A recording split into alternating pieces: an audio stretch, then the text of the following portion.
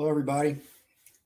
Without the hype, um, this is the Libertine Kickstarter. This is my eighth Kickstarter. Let's see. Looks like Chris has made it, or Elston, I should say. Hey, Elston, can you hear me? yes, sir. Can you hear me? Yeah, Great. it's good. So Elston has been helping me with all kinds of things having to do with this Kickstarter. He's also working on his own Kickstarter. He's also working on some films. He's also got a family. So and I'm sure he does like 10 other things on the side with that. Exactly. Yeah, it's nonstop, isn't it? Yeah. Okay. Keep me busy though. I like it. Yeah. Well, I was talking to Kara about, what she does. And, it's like all of us are doing like 20 or 30 things in order to get our visions, out there. But, it's a labor of love. You do it because you really enjoy what you're doing.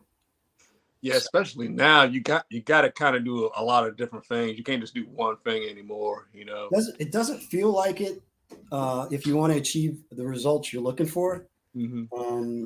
I know when I was doing films, the first time I did them, you think Hollywood. So you're like, oh, we need this guy and this girl and this person to do that. And, but you don't have that kind of budget, No. You're not Spielberg. So the only way to really get the job done was to learn how to do everything associated with the actual,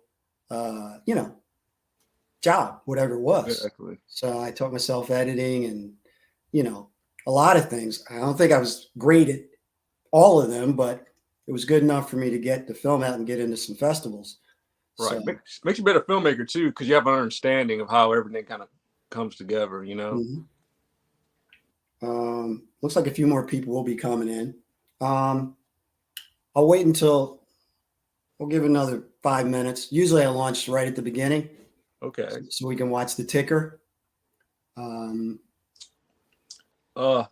I got to pull up my laptop over here. 329 is pretty impressive for followers. That's a really good number. Yeah, I think it's the most I've had. I think so too. Yeah. We'll percent actually comes through. But that's good that there's interest, especially in a character that nobody knows about yet. That's always my big thing. That's why I do art books, because I'm curious if the character will be able to translate the way I want it to translate. That's how we followed followed your steps with ours. But Libertine is a good looking character, and good artworks. Plus you had a very good track record with your previous work, so it was only obvious that people will be on board for this one. Well, we'll see. I mean, I've been lucky. I'm trying to go live on Instagram. I don't even know if I'm live. Have you ever gone live on Instagram? Instagram is hard. I don't think you can do stream live on Instagram. I think there's some kind of back door you got to go through. I'm not sure. No, I just hit the button for live and I'm live now. So. Oh, it is? Okay, they must have changed it. I know it used to be you could do Facebook, Twitter. Yeah. Yeah, it shows on here. Okay, so they must have updated it finally. Yeah, it's kind of crazy trying to get all these things to work together, because when things started, everything did work together, kind of. Right. Like if you had a video, you could throw it up on Facebook pretty easy from YouTube, and it would like automatically stream and all that. And then what did I do? Yes. Oh, now you put a link in and you just get the link. You don't get. Wow. So for my videos to stream on there, I have to upload them. Oh, really? Yeah. Huh. If you just put the link in, you just get the link. Then they have to click through to Google. Wow. I think it's because Bezos didn't want to support, they don't want to support other companies that'll take you away from the platform. Yeah, that's where everybody's going. That's why it's so hard, which is weird because Facebook owns Instagram, but you can't post links in the Instagram post. You can only post a link in the story or on your profile page. Right. Yeah, and then Instagram's weird. Yeah, you would think, you'd make it easy and you'd be able to link whatever you do in order to market somewhere else. And I always thought that Facebook would actually go into some type of business like Kickstarter because it's so lucrative.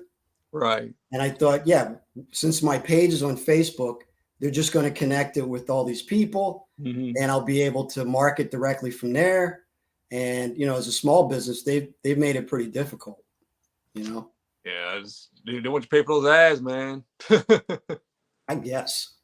You know what? I'm just going to go live in a second. I mean, I'm going to Launch it. Yeah, might as well, because I have been posting about it, so there are people waiting for it to actually launch. Yeah, I'm excited. I'm excited to see. Yeah, I'm curious. So the actual comic book that's going to come out next year for Libertine. Yeah, I usually try and do a year later with Bunny. I did the art book in the spring, and then I did the rest a year later.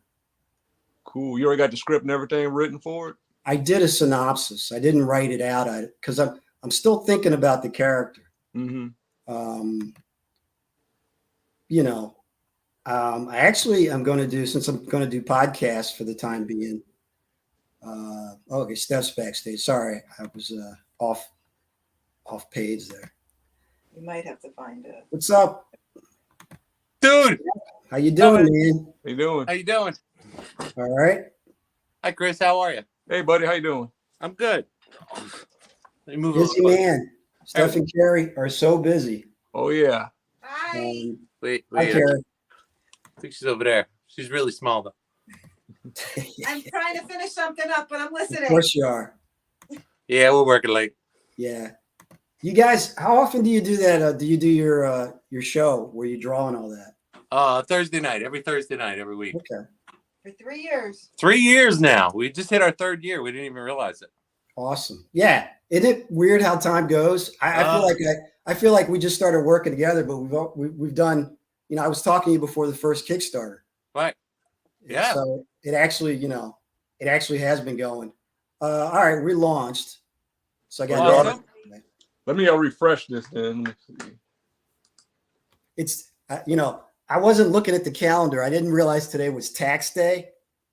Oh, So I didn't think about that either. Yeah, I don't know how depressed people are that it's tax day and right. Might not fun because you got bills to pay and all that. Right. Everybody's going, wait a minute. I just paid the IRS. Yeah. Maybe they're getting refunds. Maybe I'll catch a break. Exactly. You got to think positive. I try, but it's we wouldn't do it if we weren't. So right. So Steph, I appreciate everything you guys have been doing. No, thank you, buddy. The whole team, actually. I was thinking every year I try and do like 3 or 4 things, and usually like 2 or 3 of them collapse because it's hard to pull other people into your vision, right, or create a team that can reach the goal line. Right. And I've been lucky enough. You guys have been it. I mean, the team that I got with my first Kickstarter, I've been lucky enough to keep working with you guys over a period of time. No, we were lucky enough to meet you. We just happened to stop into that little, it was a small little show, and we were on our way to Atlantic City. Atlantic City. Yeah. And we're like, oh, let's just stop in there on our way. Yeah. And because Phil was there, and Phil was bugging us to stop in. Yeah. And we met Heather, who's absolutely amazing. Right. And then we met you, and it was like one of the best cons we went to, if you think about it, people meeting wise. Yeah. You know what I mean? Like, I've gone to cons and I've, went there to go see Bill McKay or whatever when I first started. Right. But as far as a show where I met 2 people who were very important to me in our lives, it was that little show and that little wall. Yeah. Same here. I will say Phil did that for me, too. Mm-hmm. He introduced me to you guys. Yeah. He introduced me actually to Kara and Wendy. And those are people. Like the day I met Kara, I was at C2E2 and she was dressed like Lady Death, and it was just like a hurricane hit me. Right. And then I went up to talk to her and she couldn't even see because of the contacts. She's a method actress. Right. So she had the white contacts. So she's like, come closer. And I told her I wasn't. She hugged me. She's like, oh my God, I can't believe you're here. We immediately started talking business and comics, and all the fanboys were like falling down. You know, they're like, "Who's this guy? Who's this guy that just walked up?" I'm like, "I'm nobody. I'm nobody. Trust me." But same thing when we first met her at Baltimore Comic-Con. Right. I had never met her in person, and she just came flying out of the table. Had to give me and Carrie hugs, and she was absolutely adorable. She's just such an amazing person. You know, once she connects with somebody, or once you connect with her, then she is the sweetest, most hugging, most adorable person in the world. Yeah, it was like minds. Very lucky.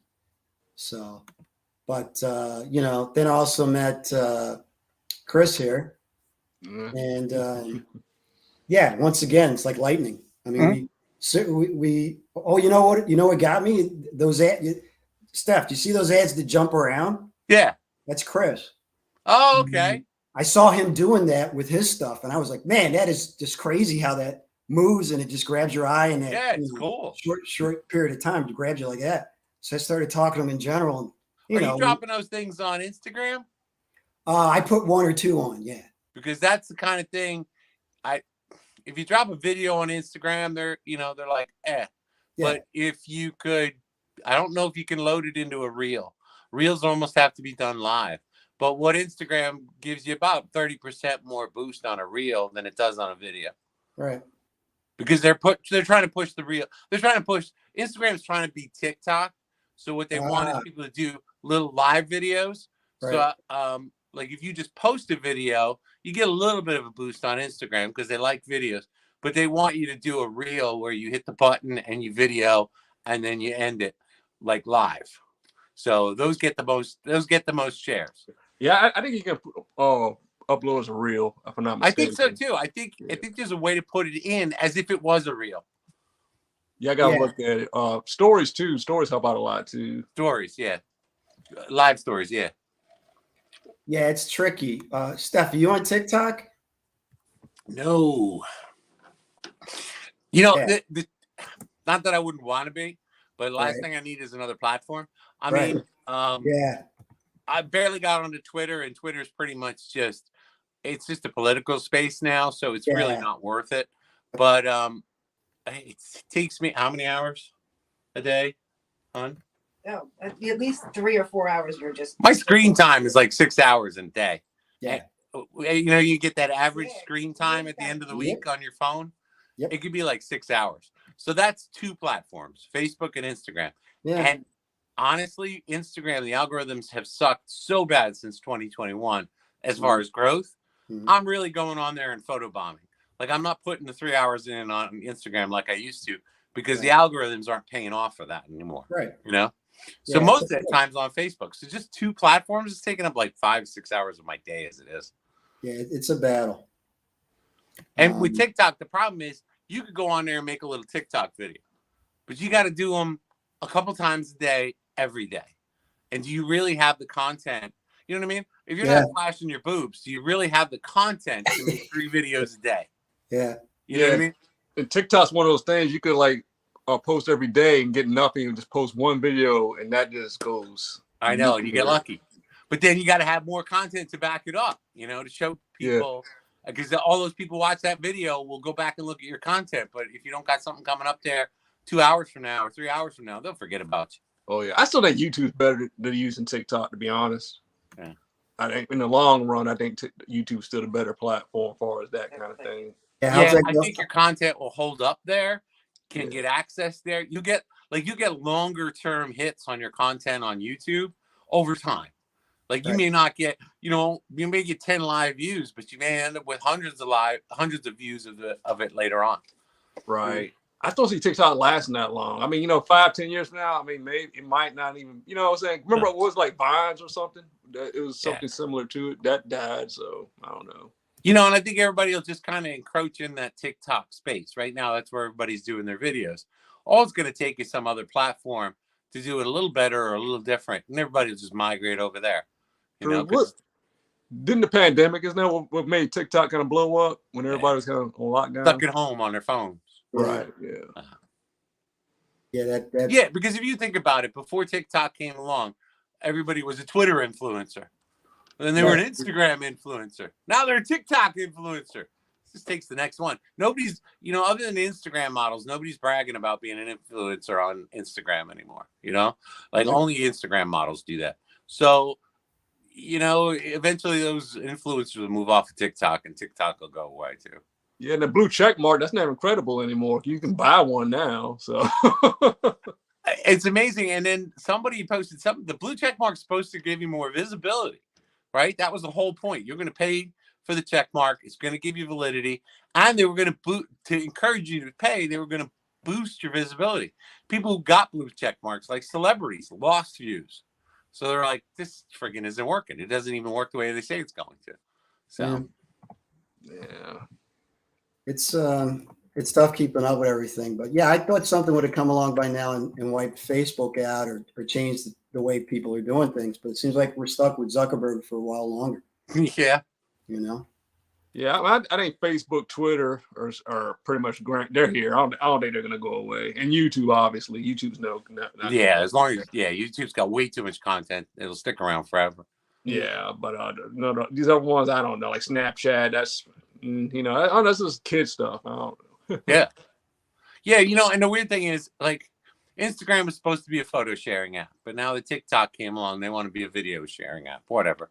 But as far as a meet and greet kind of place, Facebook's still it. I mean, you're not meeting and greeting anybody on Twitter, and the mechanics of Twitter don't really give the opportunity to engage. You can reply to comments, you can reply to this, but there's no cross engagement with messaging and stuff like that, like there is on Facebook. So, you know, everybody wants to make fun of it. It's a boomer platform, blah, blah, blah. Well, no, it's a basic communication platform. It really hasn't lost that part of it, you know? Like, everyone wants to complain about the algorithms and nobody sees my stuff. And I get it. And that pisses everybody off, but it's still the best usable platform for connecting. Oh, yeah, networking. I still think Instagram, as far as like for artists and everything, Instagram's better because you can reach more. You know, you post a picture on Instagram versus Facebook, you're gonna get people you never even heard of before. Right. So based off how you know do the hashtags and all that. So I think it's good on that for that, just to get like actual fans of of your work. Right. Where Facebook's more like a networking where you can find local artists and all that kind of thing to collaborate with. Yeah, and I mean I have 15,000 plus on Instagram. Yeah, it's amazing stuff. If I hadn't gotten them before 2021, I wouldn't. Because before 2021, I could play the algorithms to my benefit with the hashtagging and everything else like that, and the amount of content I shared and the engagement. And by putting a couple hours in a day, I grew to 15,000 followers. Grown very slowly since 2021. You know? And that's because they changed the algorithms. They want you to share real content. The biggest change in 2021 was if you posted something and you had 1,000 followers, every single one of those 1,000 followers, if they scrolled in their feed, they would find your content. Right. But in 2021, Instagram changed it. They only distribute something you post to 10% of your followers. Yep. And so only 10% of the people that are following you, so 1,500 in my case, actually will see the original content and have an opportunity to comment or share on it. So it unless you're a Kardashian, you can't get growth, like follower growth, like the way you used to. Yeah, it feels stagnant to me. It does. Which is unfortunate because it's not like the people aren't there. They're there. You know, you just can't get to them. And the old algorithms weren't hurting anybody, but it's this push to try and be TikTok. So they don't want people just posting a picture and people talking about it. They want people posting videos and sharing it out 5,000 times. Well, unless you're Kim Kardashian, nobody's sharing a video of me drawing 5,000 times. Like, that's the thing. Like, I get it. All right. If I could pull my boobs out and flash them around and that would get me 5,000 shares, I'd do it. But I have messaged Instagram over and over again. And I keep saying over and over again, what I do is not video content. Like, because they always ask for feedback from a certain, if you're at a certain tier, they're always asking for feedback. And I'm always like, me drawing does not force anybody to sit and watch for 15 minutes necessarily.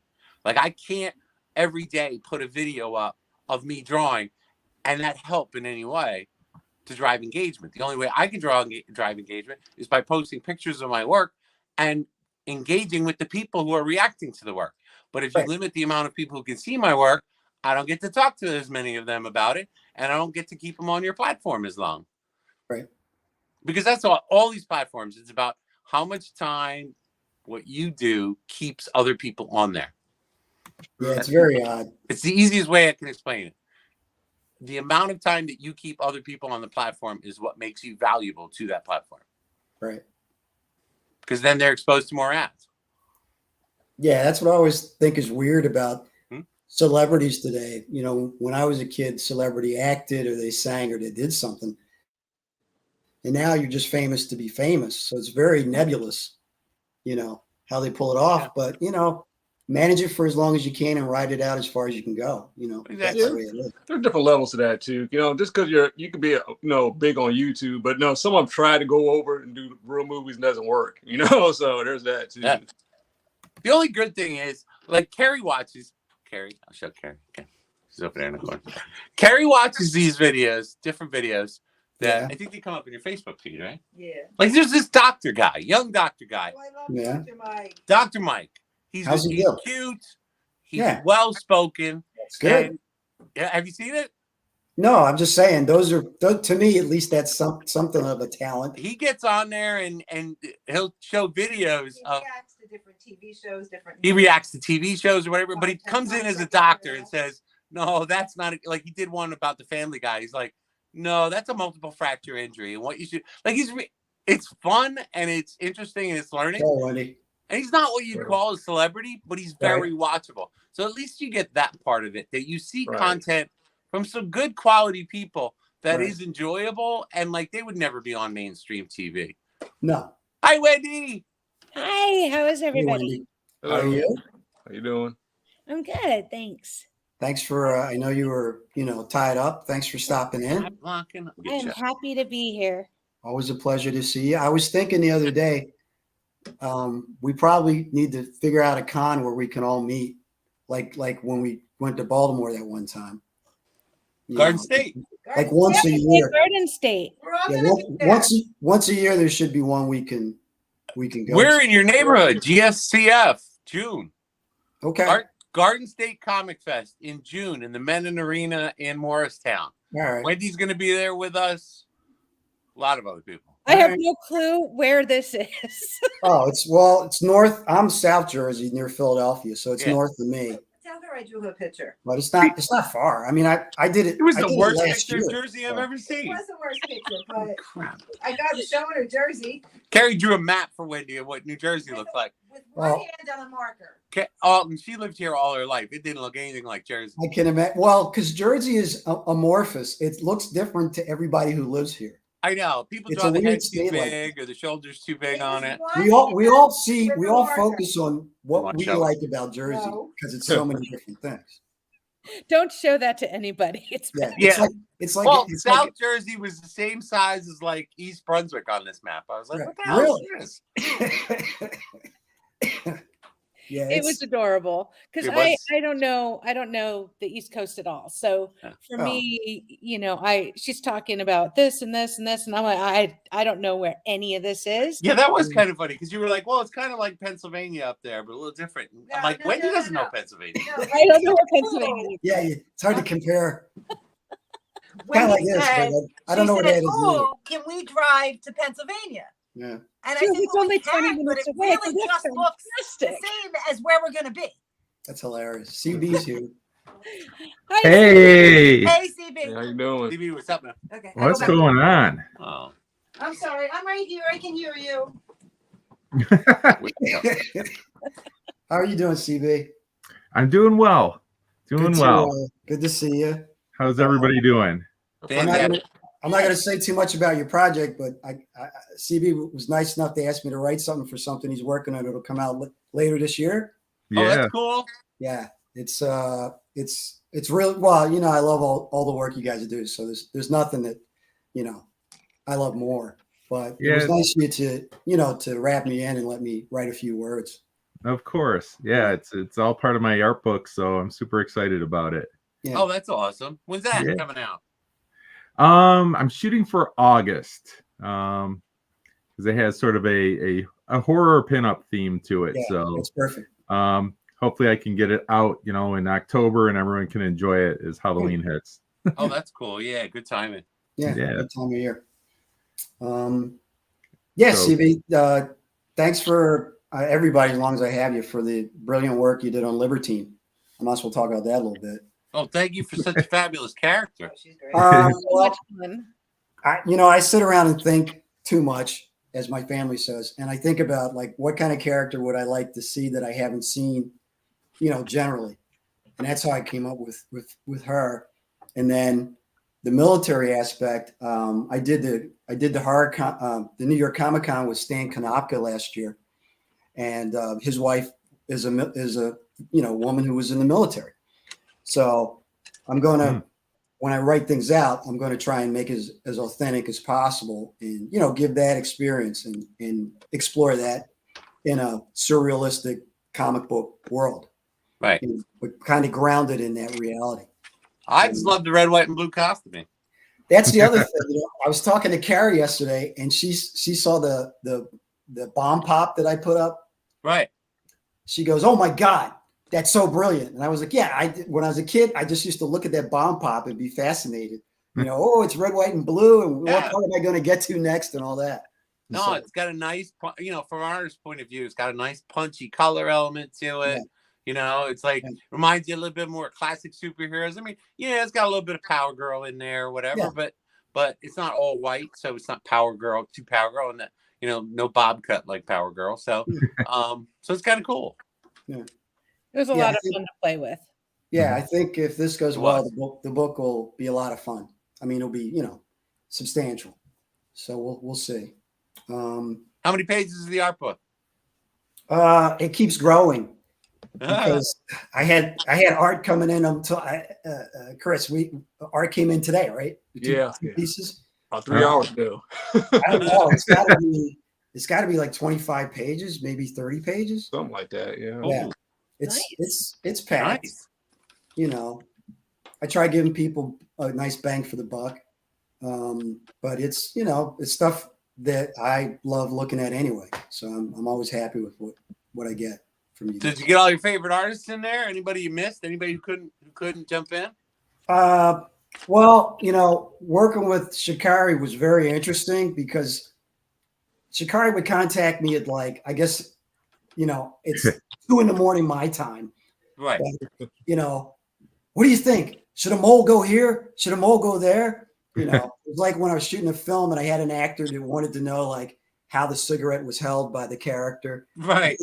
I wrote a Russian mobster in the one film I did that was in the Philadelphia Independent Film Festival. When we were on the set, the one guy was just like, now I'm thinking, he would smoke these really harsh cigarettes. He went through the whole thing. So that was what it was like working with, Shikari. So I kind of missed that because he's tied up in a contract with other people.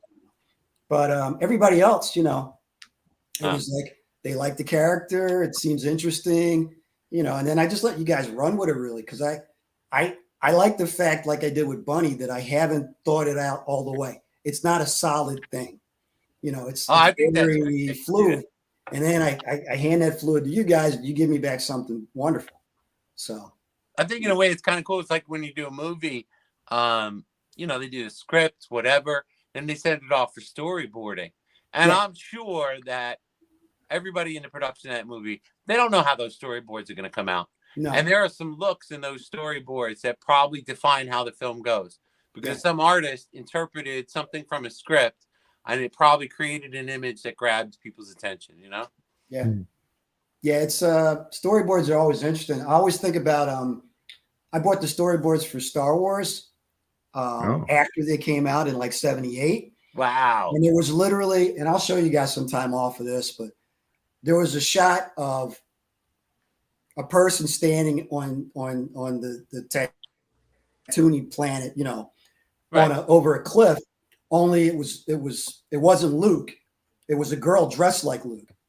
Really? So in the original artwork, Luke was female. The character was female. They were playing with different characteristics. Right. And if you notice and I started noticing with the female character Rey, that's where they used a lot of that original artwork.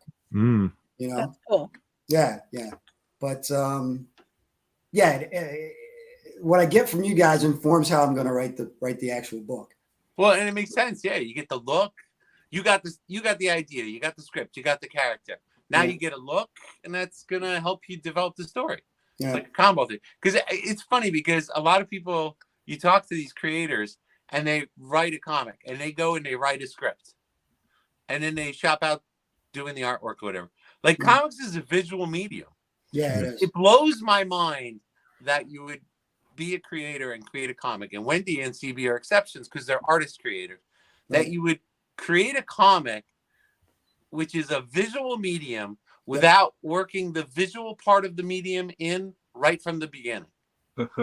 You know what I mean? Yeah. Like, because you can't just take a story script and turn it into a comic. You obviously have to format it in a way, you know, you can't do 30 pages of text. You have to do 4 pages of panels. Yeah. So it just always blows my mind sometimes. You get these people who just write comics, but they don't, you know, it's like the art comes afterwards. I'm like, how can it come afterwards? It's a visual medium. Yeah. Yeah, with me, it's more like I'm goes hand in hand. It's a really interesting process in that, you know, and everybody has a little different writing style. So if you work from script, I've worked from scripts before where it was basically character is smiling, character is walking, and it's like, okay, like for me, I love putting the emotion and tell the story. So I need to know, well, like, what are they angry about? Like, are they really angry? Are they shouting? Right. Or are they just like frustrated angry? I need some of those prompts. So sometimes that's a little tricky to work from. And then other writers are super descriptive to the point like there is no way I'm fitting everything you just wrote in this panel. Yes. Remember, it doesn't actually move. Yes. I know you're seeing the movie, but I have to take the clips from it and make it work, you know? But it's still a cool challenge, and you know, going back to what you were talking about with the storyboarding, basically that's a comic book. Yeah, I mean, look at the comic book movies that have taken directly from the panels in comic books. Right. It's super cool. Yeah, it's funny what you were saying about that because Wendy knows.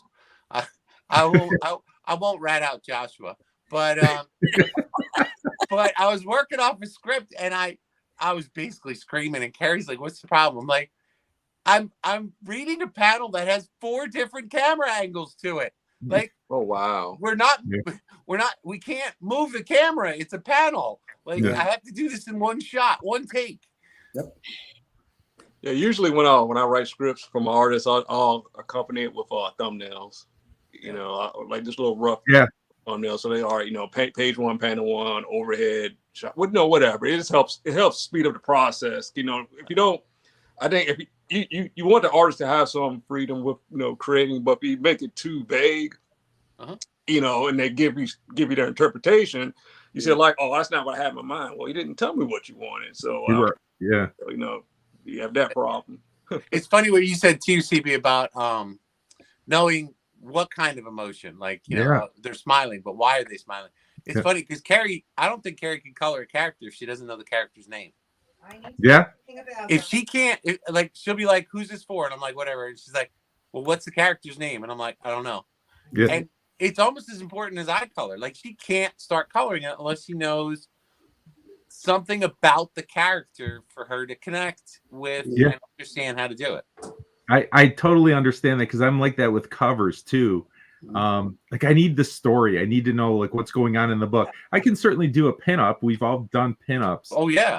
But even the pinup, like, I need to know, why is this character posed in a pinup? Like, would they be in this pinup pose, or you know, should it be somewhat fighting? I don't know. I need that motive. I need to know the character. I feel so much better when I know the character. What's my motivation? Yeah. Yeah, like I don't know what Libertine's real name is. You know what? Neither do I offhand. I wrote out like all the names of the characters. Right. You know, I started working on it last year. Right. So, well, and like the piece I did for you, that is just Libertine. You know what I mean? Like, I don't need to know her name yet because that's her as a superhero kind of character. Right. So, but if I was going to draw Libertine at home, I'd need to know her name, not just her comic character. Yeah, I wrote out her name, her husband's name, her dad's name, her kid's name. Yeah. I wrote all that out in the synopsis. It's a good framework to go from, and then I kind of outline like what should happen with the flow of the story and where I want it to end for at least the first issue. So it's yeah, but this will inform it. You know, what we do with this will add to what I'm writing. Now I got a question for CB. Yeah. On your Libertine cover, mm-hmm. the first time I looked at it, I looked at the girl. That's what I look at. Yeah. And then the next thing I saw was the word Connecticut. Oh, it just, I know. Wait. So it didn't dawn on me at first because I really didn't pay attention. I looked at the girl. I saw this building in the background. I saw the word Connecticut on there. So then I'm like, the next time I looked at it, I'm like, why Connecticut? He's not in Connecticut. And that's when I noticed it was the Lincoln Memorial. Yeah. So are the 50 states going around the Lincoln Memorial? Yeah, they have a whole bunch of the states up there, and the reference I was working off of had Connecticut in it, and right. I thought about getting rid of it, but then like for me that would have bothered me that it wouldn't have been authentic, Right. Yeah, it's just funny because I'm like, what's with Connecticut? I'm like, wait, that's the Lincoln Memorial, and I never noticed the state names up there, so I was like, oh, that must be on the Lincoln Memorial. Yeah, all the filigree and stuff that's in there is like, oh yeah, everything else. Trying to work it with shadow and stuff was fun and challenging, but yeah.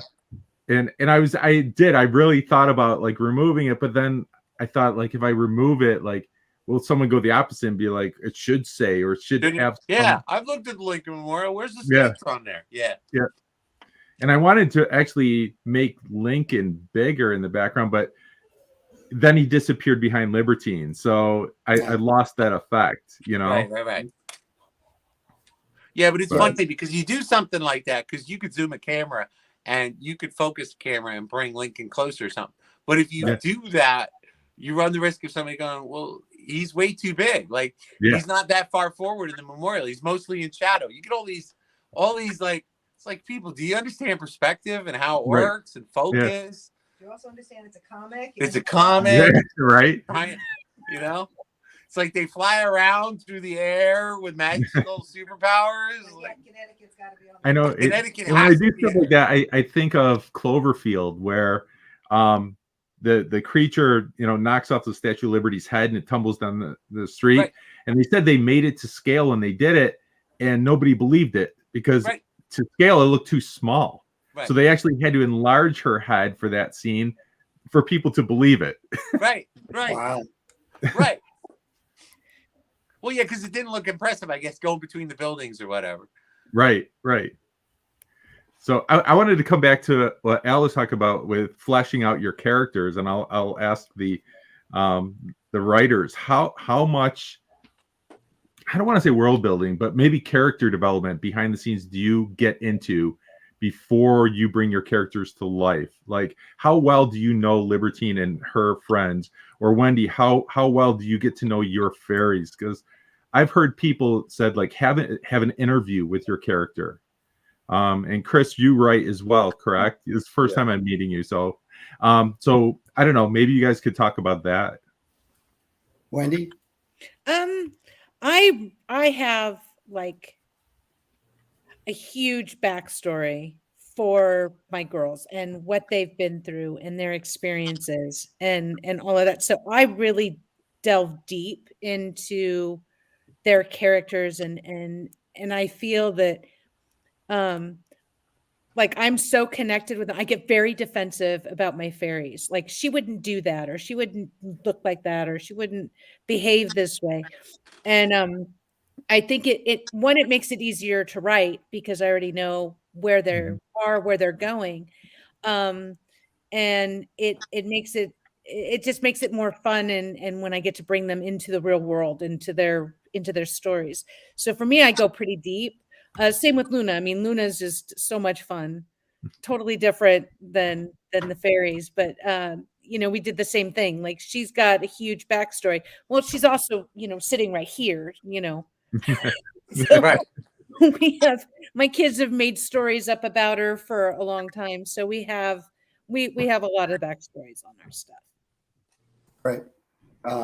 Chris?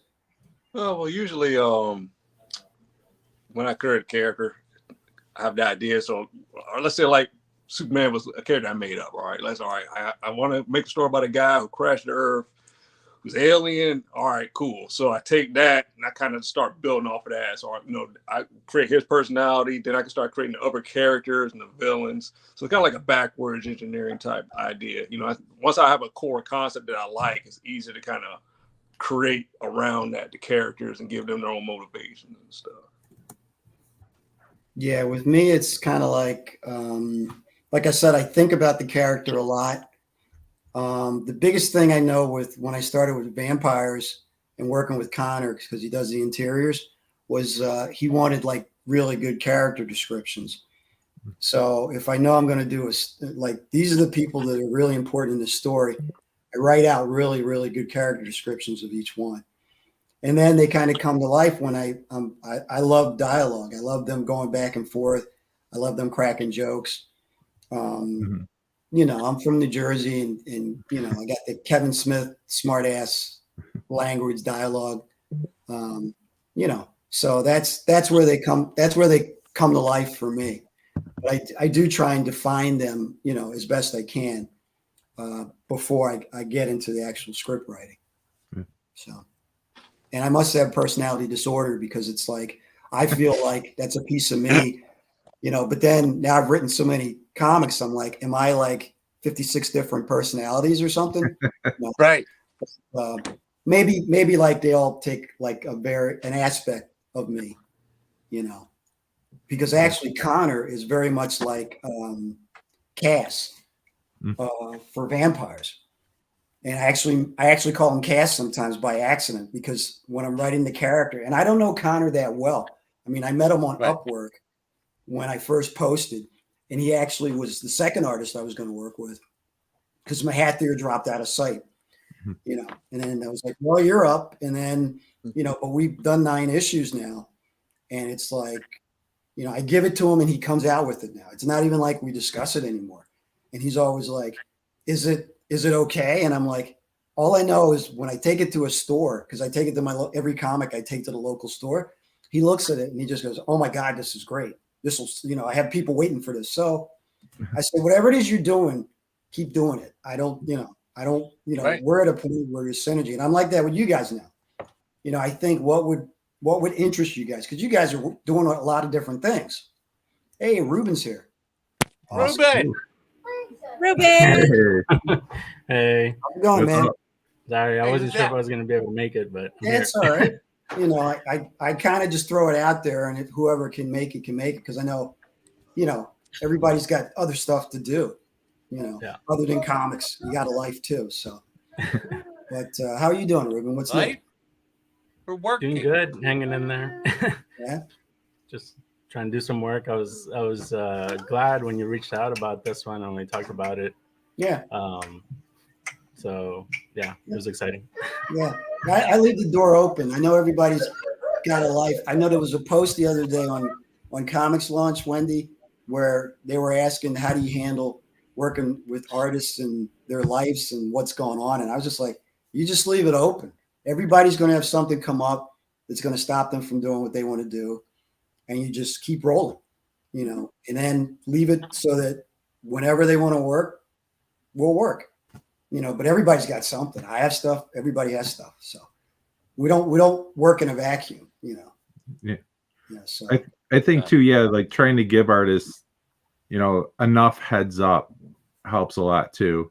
Yeah. Unless it's Steph and I'm like, Steph, I really need your cover, which I've done to Steph a couple times. It's funny. I work with people. I'm not going to mention names, but it happened again last week.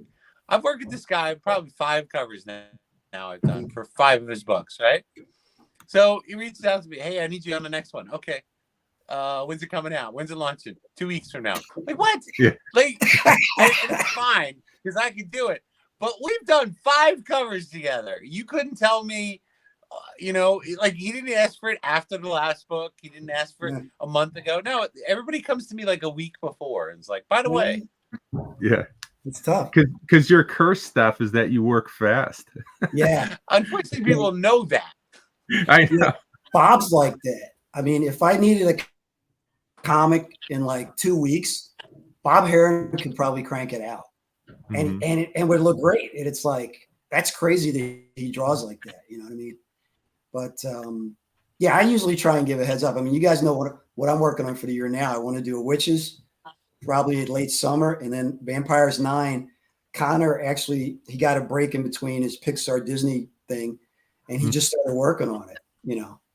So, and that happens a lot too, you know, with him, with, you know, whenever he's not busy, I just go, okay. So I kind of have to keep funds on the side just in case it pops up and, you know, he's free to work, you know, because a comic that's released in October, I probably wouldn't start working on until the summer, but he's already done, you know, I think he's done, he just has to color it now. Wow.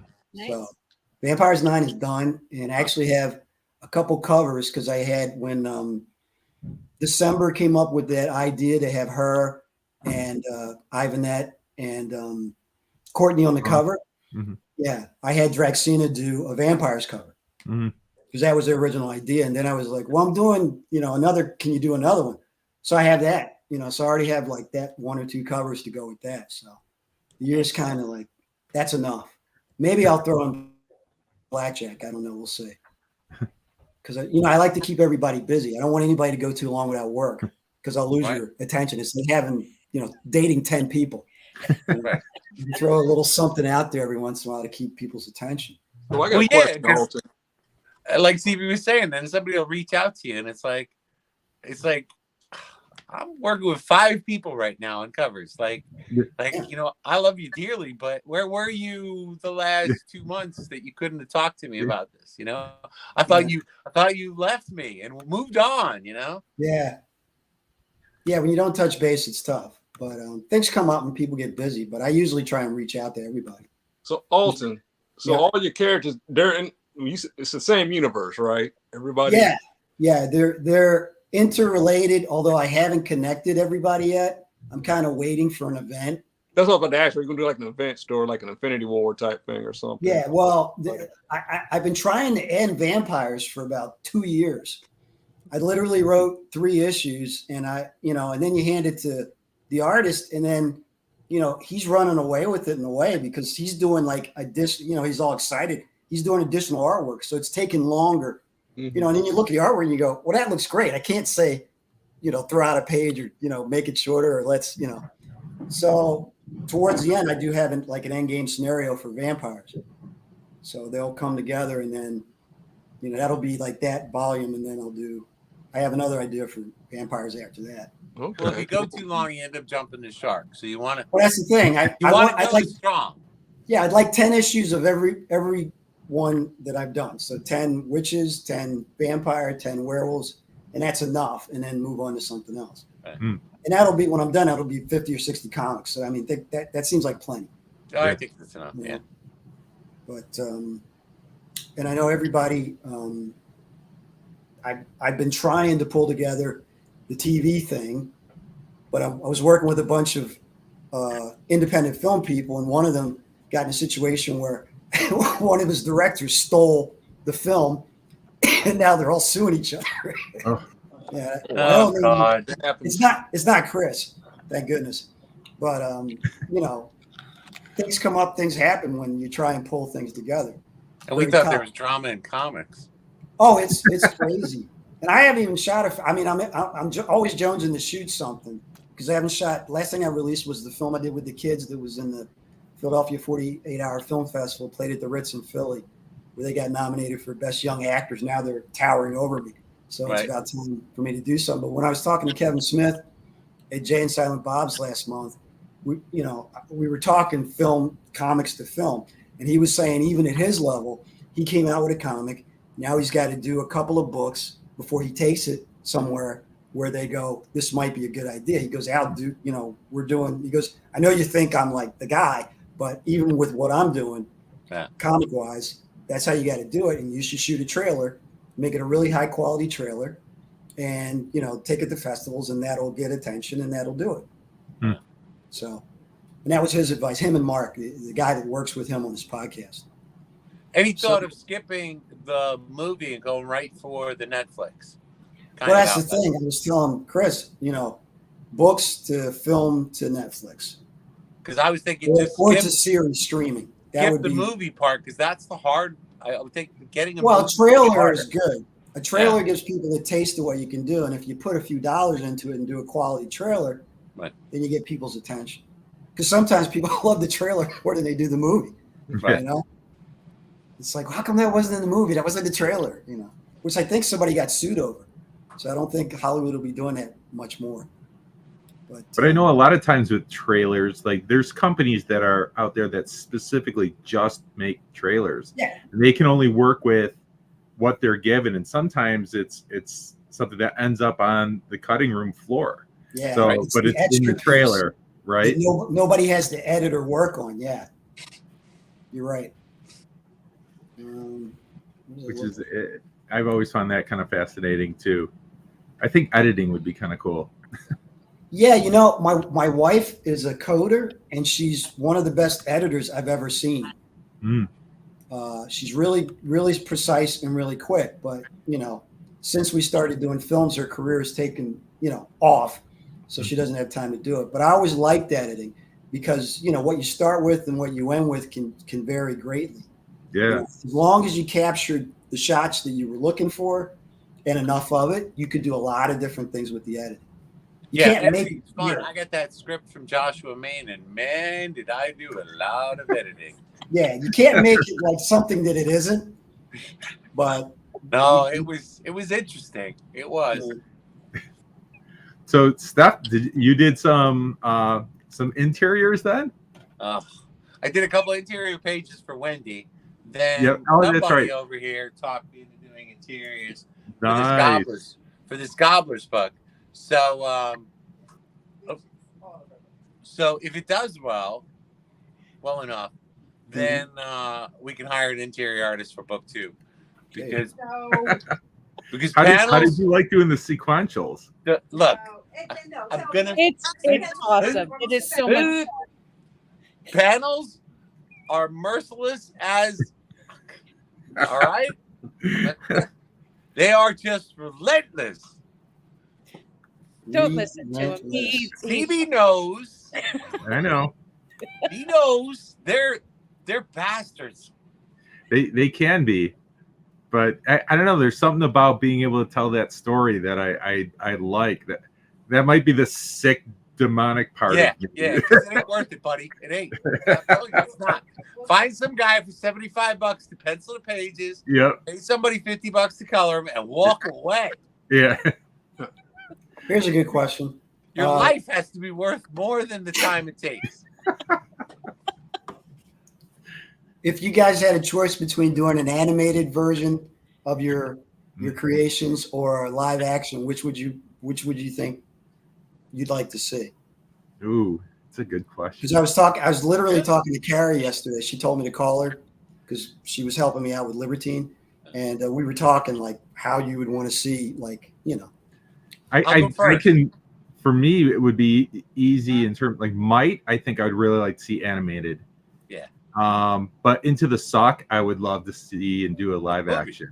Right, Blade Runner kind of feels. Yeah, that would be a little bit of this and that, sci-fi. Yeah.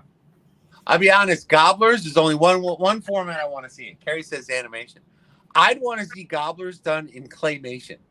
That would be so much fun. That would be so freaking cool. Like Wallace and Gromit style claymation. Yeah. That would be the most awesome thing in the world.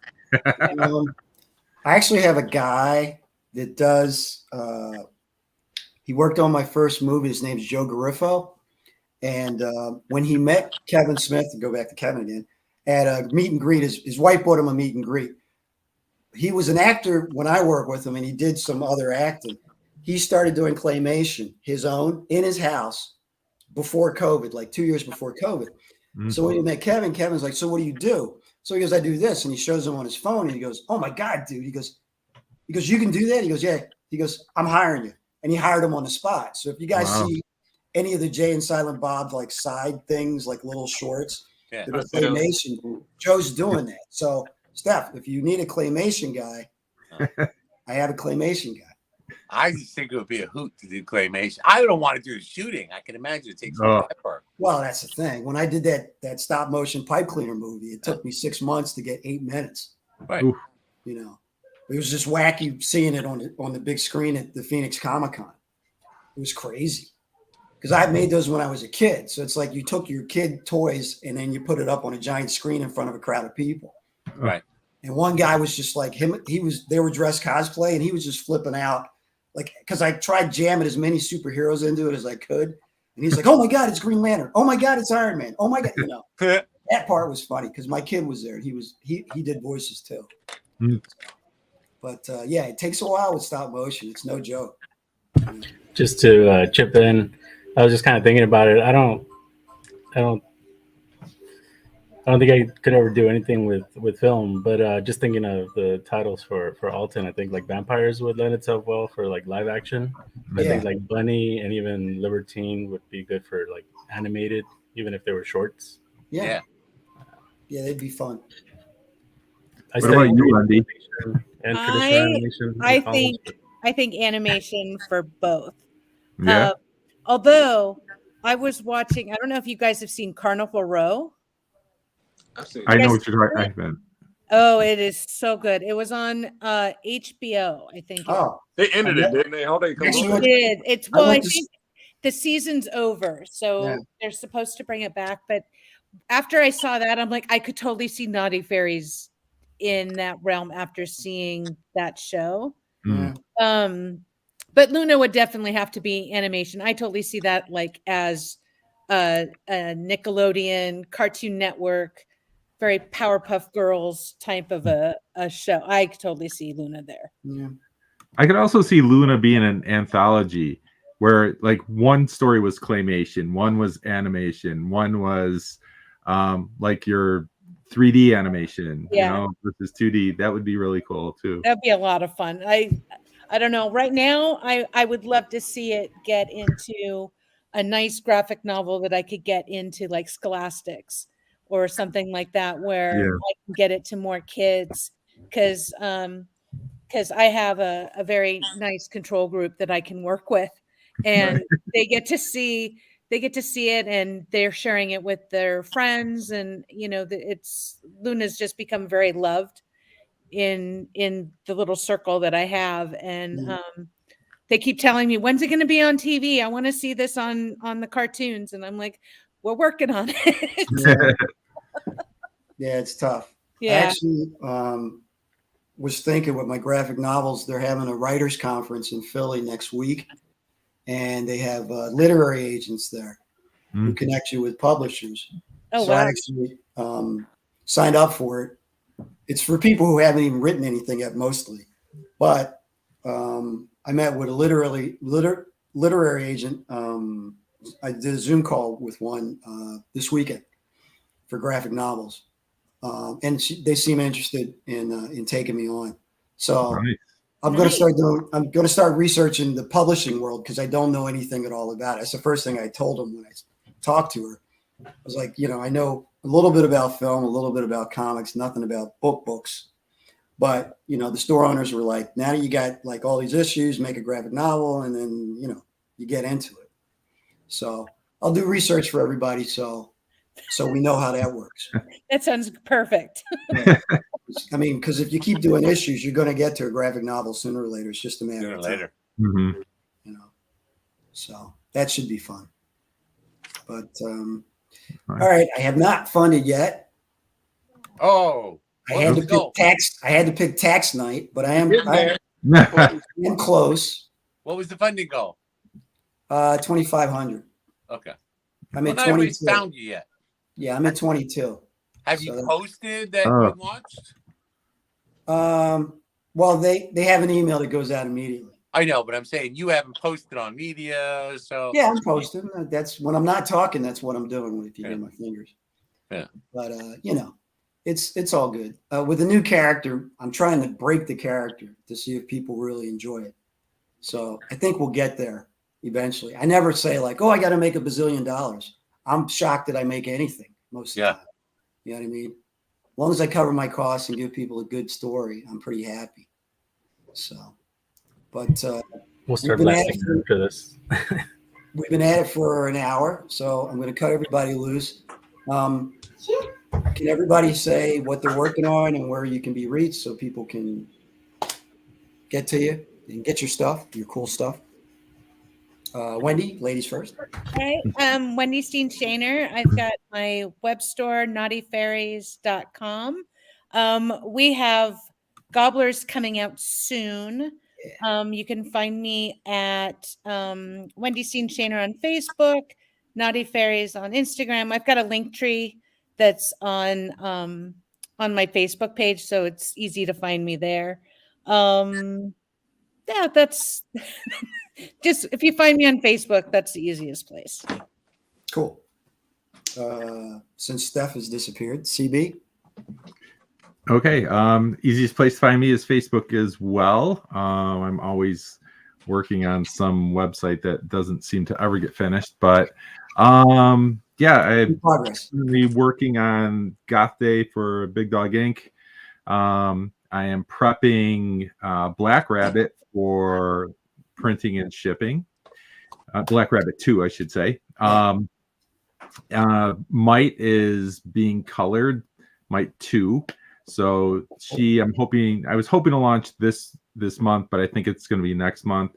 And then I'll be coming out with my art book, hopefully in August, probably end of August or sometime end of August. Yeah. So staying busy, doing covers, doing work for Libertine, and yeah. Thanks. Ruben? All right. So I'm always open to any new work. I'm kind of a regular with Mount Olympus Comics for right now, so you'll see that pop up, every now and then. Cool. Always taking commissions. Not doing a lot of big shows these days. Again, unless it's with Mount Olympus Comics, just kind of tagging along. Right. But I'll make small appearances here and there, like Free Comic Book Day, local shops, and things like that. You can find me on. You got to admit that's really cool. Sitting. It's more laid back, and you get to network with people, and not as stressful. Just a couple hours, and you're not high good. Pressure. Taking care of my little one here too. But yeah, you can find me on Facebook, Instagram, either Ruben Rosas or A Comic World Art. Either one will pop up, and you can either find my personal page or my art pages there. Awesome. Steph? So, as far as like right now, I'm just finishing up Farm Girls. I got one more week of Farm Girls, so that art book will be coming out. It's going to be hard to top the Hardin College yearbook because that was just one of our most popular home projects. I'm on a couple Kickstarters, Yulia, Theater 7 and Greed, Blonde Assassin, and one other one I can't remember. Yeah, and then it'll come to you. Most important is the Gobblers campaign, which will start very soon. It's just a fun book, and god awful interiors on it. No, I'm just kidding. It's gonna have my interiors on it, so that's fun.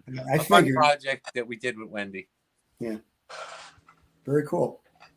Chris? Okay. I can be found on Facebook, Elston Christopher, and I'm mostly on Instagram, and that's /delirium_team. Woohoo! You funded. We got a. Hey! Awesome. Hey. There we go. We got. It's been going up and down, so it'll probably go down now. But for the second, we funded. It's like a Bitcoin. I'm a Bitcoin billionaire. There you go.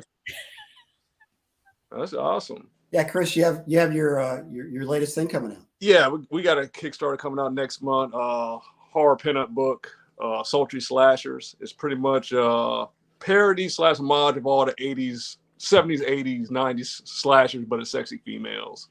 Nice.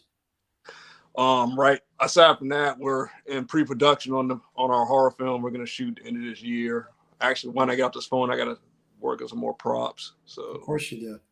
Oh, by the way, the mask that you had, I got to send you guys this picture that Chaz had. Oh yeah, they made this prosthetic mask for her where she has like things sticking up out of her head, and it looked completely real. I'm like, did you guys buy that? They're like, no, we made it. Totally amazing. I'll send you guys a picture. That's awesome. We do a lot of crazy effects here. Yeah. Yeah, very cool. We're definitely going to work on vampires. Yeah, from Kevin Smith's lips to to my ears. I've been working with the production company, and I want to shoot the Vampires trailer by the end of this year. So that's probably going to be my main goal. Nice. I'll send you guys information on witches and on vampires probably in the next month. Depending how busy I get with this other stuff.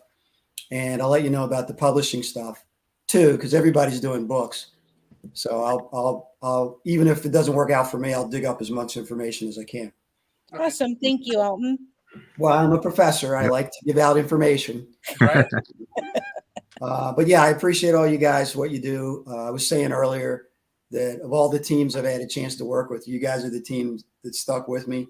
And, thanks for having us. I appreciate it. Thank you. Appreciate the opportunity. Yeah, Always bring a pleasure. visions to life. Hi, Carrie. Hi. Hey, Carrie, you too. But yeah, I don't know. It's been a dream since I started 3 years ago, 3 years ago, 2020. Great. At Met least. you guys. Yeah.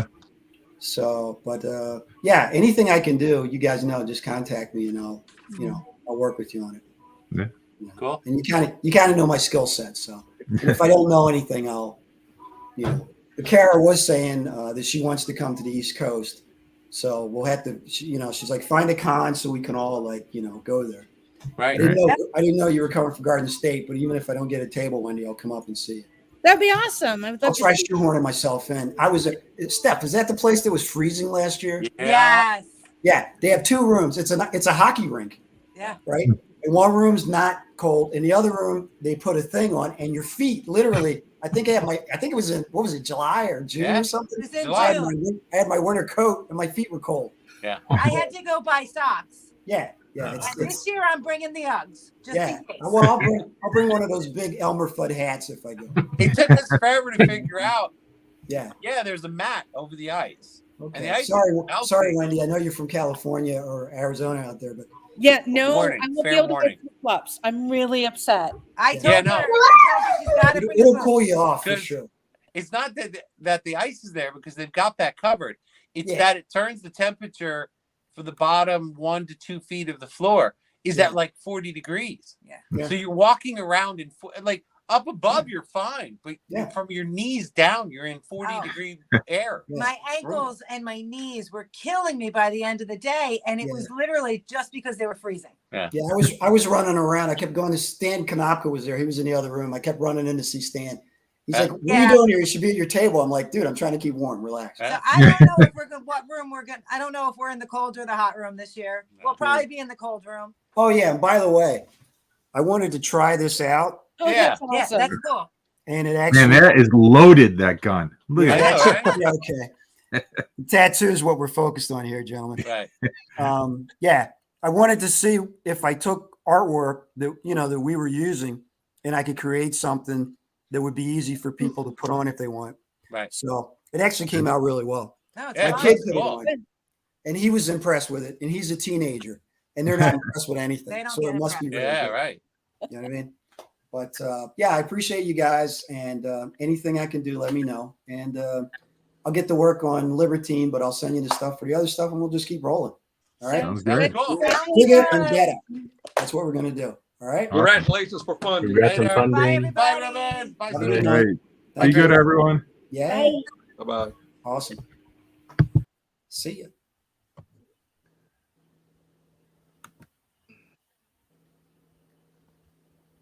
All right, Chris, you get some rest or go do what you got to do with your film. Anything I can work with you on, let me know.